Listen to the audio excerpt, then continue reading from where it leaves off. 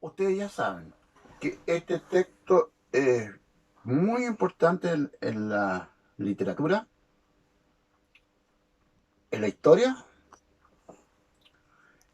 y en el documento primero que se hace en Chile sobre el enfrentamiento que hubo entre españoles y el pueblo mapuche.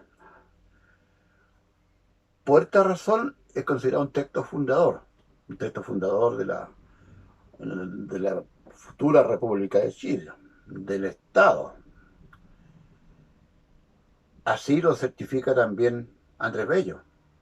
Andrés Bello, el sabio venezolano que fue el primer rector de la Universidad de Chile. Andrés Bello, que aparte de ser un gran educador, era también un estudioso, se dedicó a estudiar la araucana.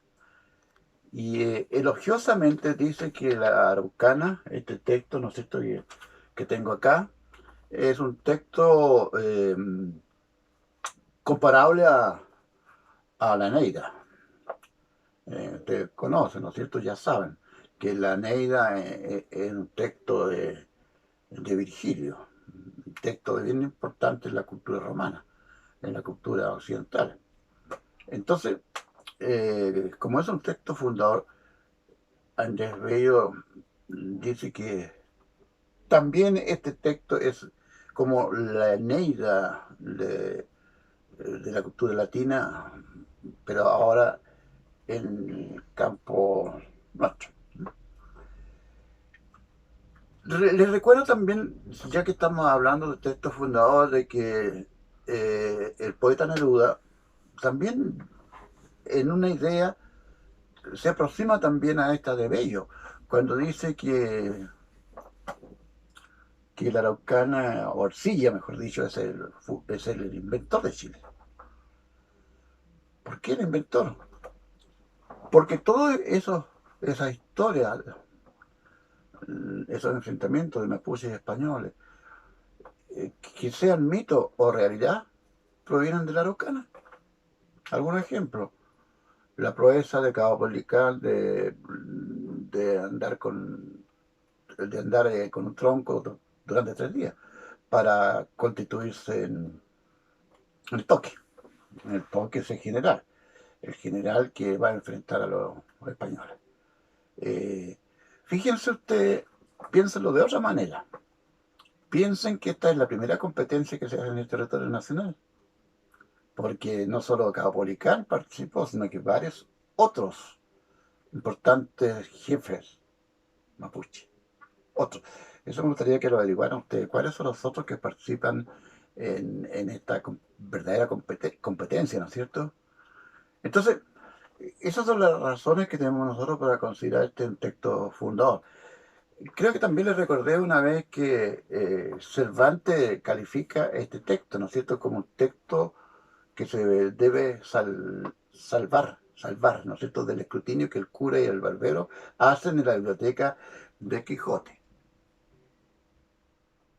Eso se llama el donoso escrutinio.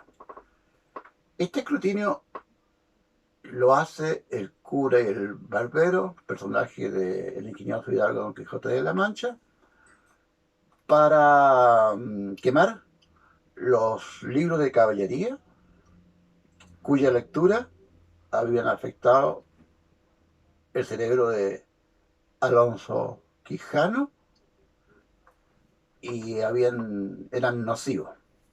Entonces, destruyen y queman fundamentalmente los libros de caballería. Pero no solo los libros de caballería, sino que quemaron casi toda la biblioteca de Alonso Quijano, menos la araucana. Entonces, eso es lo que estoy diciendo, es Cervantes, Bello, Neruda. Vean ustedes la talla de estos personajes que ensalzan el texto fundacional araucana. Bueno, posteriormente han habido una gran cantidad de estudiosos del texto. Fernando Alegría, Jaime Giordano, Jaime Concha, Hugo Monte, Bueno, ¿para qué sigo? ¿No? La crítica es abundante sobre este texto. En relación con el texto, quiero en esta clase breve, porque vamos a dejar en algún momento, no sé si en esta o en la próxima clase, un espacio para que conversemos nosotros mediante algunas preguntas que yo le voy a hacer a fin de conocerle la voz y de ver cómo se manejan oralmente en el desarrollo de algún pequeño tema, ¿no? Bueno, lo que yo estoy diciendo es que hay que desarrollar otros puntos en función de la materia que estamos tratando. Por ejemplo, ustedes me podrían preguntar, ¿qué paisaje hay en la Araucana?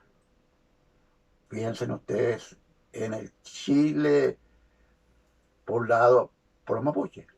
Piensen ustedes, un segundo, piensen. Yo creo que del pensamiento se desprende la idea que había bosque en general, terrenos agrestes, ni siquiera cultivados, una naturaleza prodigiosa. Y la pregunta que me pueden hacer ustedes, ¿este paisaje está en la Araucana? ¿Hay una relación de las batallas con el paisaje que rodea a los protagonistas de esta batalla? Piensen ustedes. Me imagino que ustedes ya han leído La Araucana, ¿no es cierto? O pregúntenme directamente. ¿Cuál sería la respuesta mía? ¿Qué respuesta creen ustedes que voy a dar yo? No.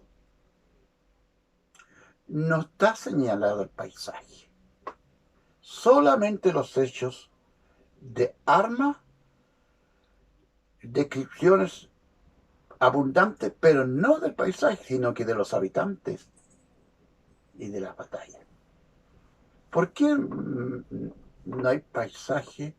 Además, es un asunto que ya lo señaló Mariano Latorre. ¿Saben quién es Mariano Latorre? Un gran escritor criollista. Él escribió un texto que se llama Literatura chilena.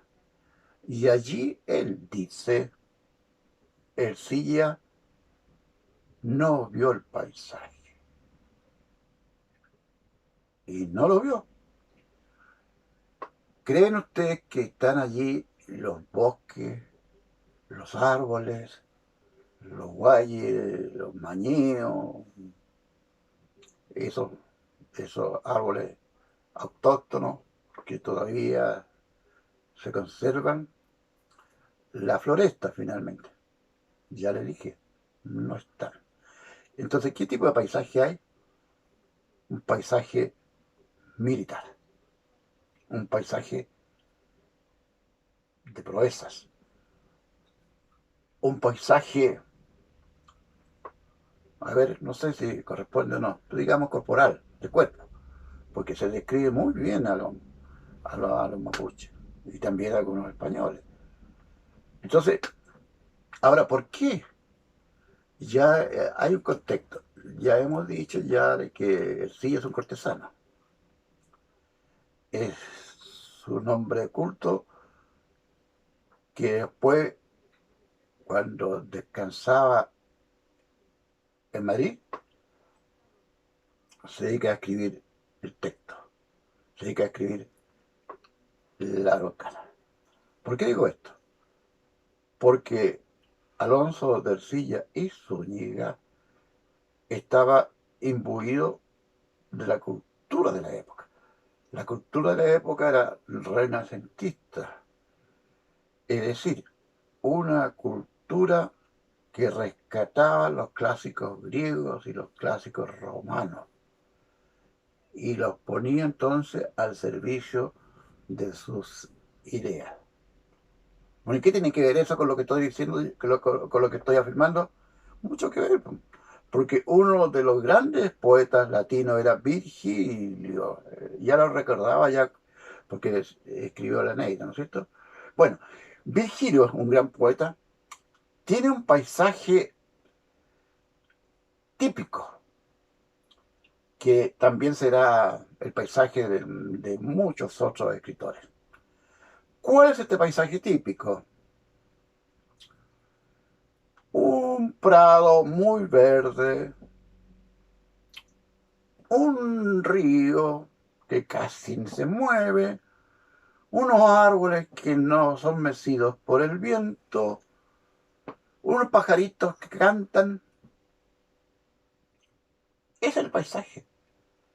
Ese es el paisaje que a lo mejor está bueno para Roma. Pero no, ese no es el paisaje chileno, ¿no? Porque es un paisaje quieto, que no tiene ninguna energía. Es un paisaje estilizado, artificial. Yo no sé si era la naturaleza de Arauco esa. No, no, ¿no es cierto que no? Bueno, entonces, Ercilla, gran lector de Virgilio, y como hay una tradición, ¿no es cierto?, de los escritores de escribir lo que ya está señalado de una manera modélica, hace ese paisaje también lo anota en su texto. Por eso entonces que el paisaje no es el natural, es un paisaje artificioso.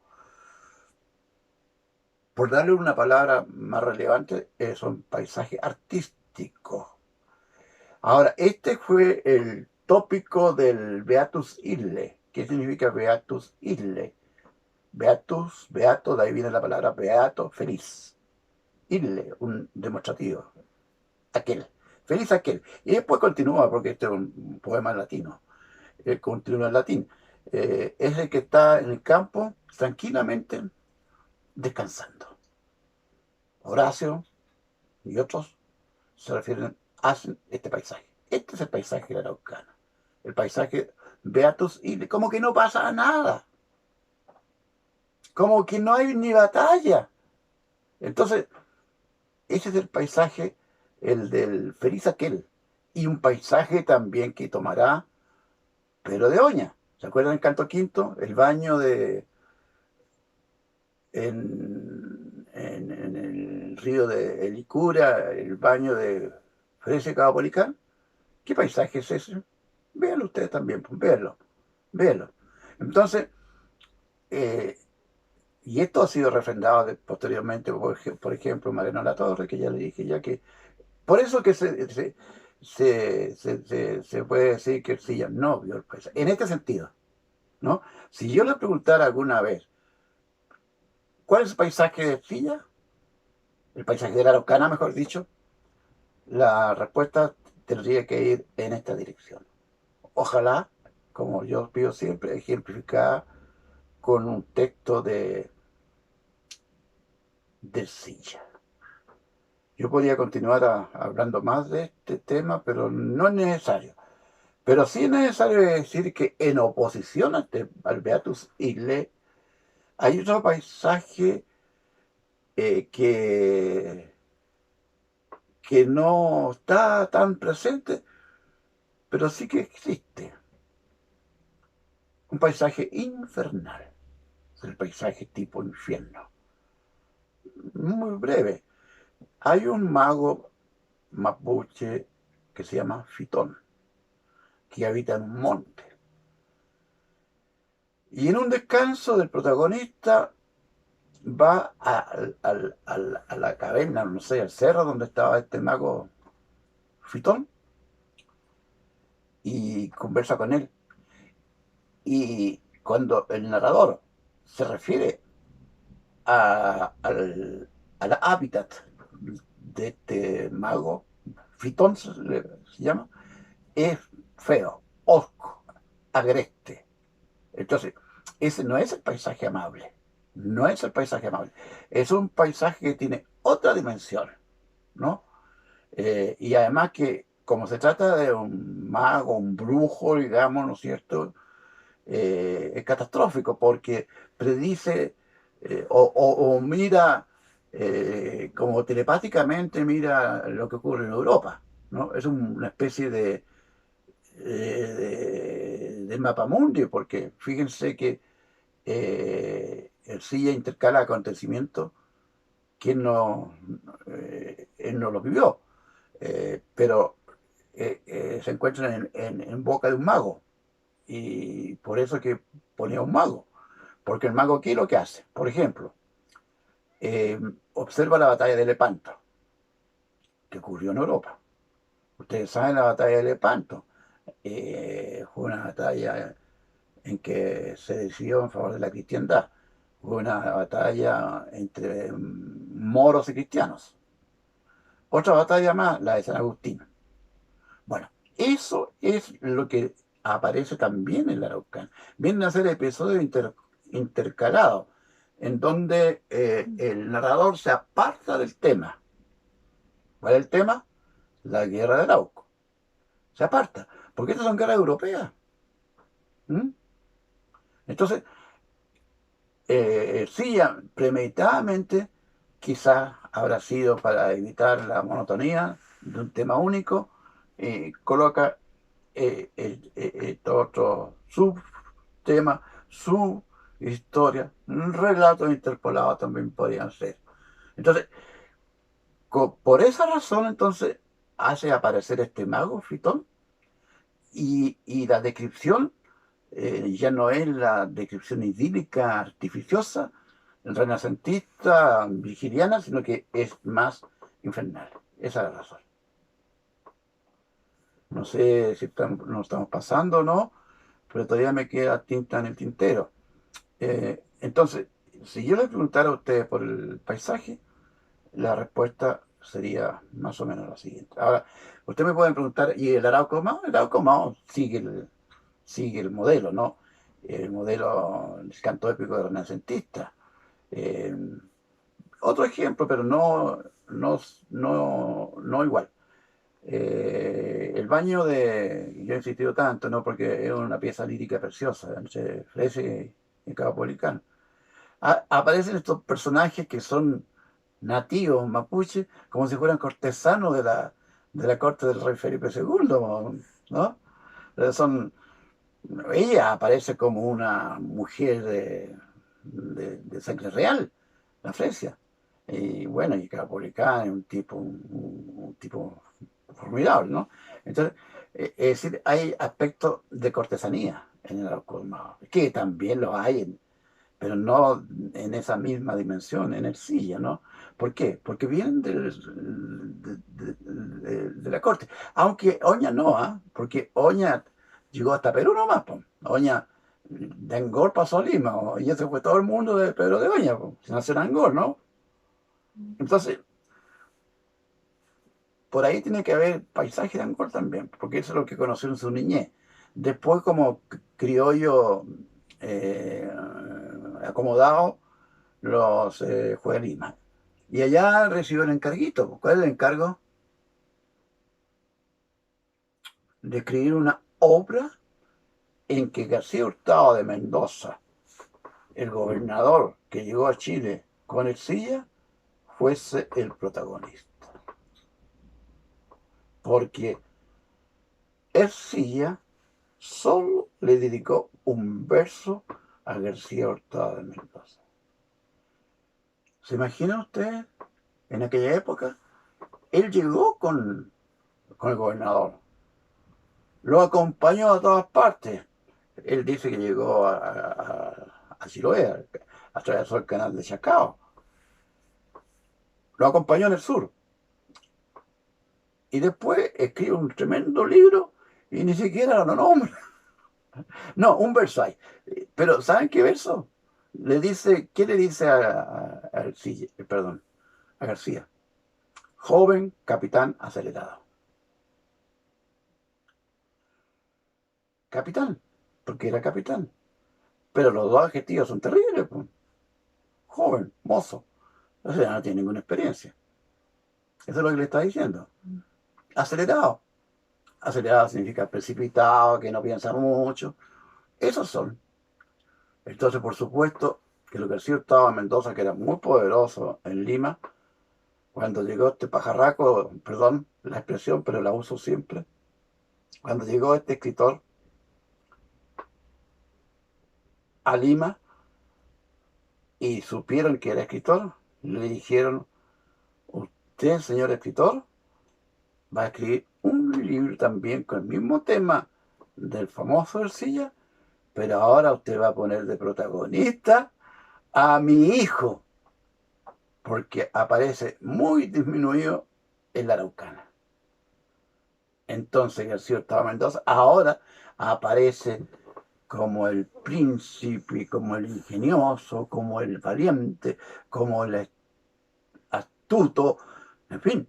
Es decir, podría darle 10 adjetivos que hablan de, de la personalidad de ese joven capitán acelerado. ¿Ahora entienden? ¿Ahora entienden por qué? Porque es una obra de encargo, es una obra de encargo por esa razón. Pero esta obra de encargo no tiene la importancia que tiene la Araucana, pero sí tiene mucha importancia para la lírica, porque el poema de Arauco Mao tiene aspectos sobresalientes en la lírica, como poesía más bien, no como épica, ¿no? Porque como épica tiene un punto de vista que no corresponde a la realidad, Arauco Domado, y la obra, los versos son para la poesía más que para la épica, ¿no? Por eso se dice que el primer poeta nacional es Pedro de Oña, ¿no? Y ahí están los ejemplos que ya le he dado hasta la saciedad. Hay otro punto que no lo he destacado suficientemente. Y con eso termino. ¿Cuál es el protagonista de la Araucana? ¿Quién es el más importante? Piensen ustedes. Valdivia, Cabolicán, Lautaro, Garbarino. ¿Quién es? ¿Quién es? ¿Quién es? Tarea, ¿no? Piénsenlo. Le anticipo algunas cosas que pueden dar en el clavo. Fernando Leguía tiene un texto sobre la literatura chilena del siglo XIX, creo que se llama. Y allí habla de que la Araucana es una epopeya reformada. Una epopeya reformada. ¿Por qué reformada? Pues ya lo hemos dicho, no sigue los cánones de la épica cristiana ni de la épica pagana. Eso lo aclaramos, ¿no? ¿Cuál es la épica cristiana y la épica pagana, ¿no? La homérica y después la otra, la cristiana, la del Renacimiento, en fin, la del Imperio Romano. Bueno, eh, entonces, ¿cuál es el protagonista? El protagonista será alguno de estos indicados. Yo creo que no. Es una epopeya reformada, que tiene un criterio histórico muy apegado a la realidad, que no tiene la épica cristiana, porque ¿cómo creen ustedes que se puede creer que la lucha entre moros y franceses, y el héroe que tiene, el héroe es Carlomán, el héroe es Rolando, y que para que continúe la lucha porque se está haciendo tarde, el autor del poema épico, la canción de Rolando, detiene el sol? Acá nunca se detiene el sol en Chile, nunca. Si sigue adelante, entonces es verosímil. Y el protagonista, piénselo usted, ¿no? ¿Cuál es el protagonista? Solamente le digo que es una epopeya diferente, distinta, reformada, ¿no? Por varias razones. Porque a lo mejor ninguno de los protagonistas nombrados es el protagonista fundamental. Hay que incluir a Valdivia también, ¿no? Y a lo mejor no es ninguno, pero sí, no es ninguno de esos. Tendrían que darme la razón a ustedes cuál es entonces, o por qué no hay. ¿Mm? ¿Estamos? Bueno, siempre hay puntos que faltan, pero yo creo que ya, si a usted se le ocurre algo, a lo mejor no se le ocurre nada, no me dice nada nomás, pues. Pero terminamos, ¿no? La próxima clase o la clase anterior, esta es la clase del jueves, ¿no?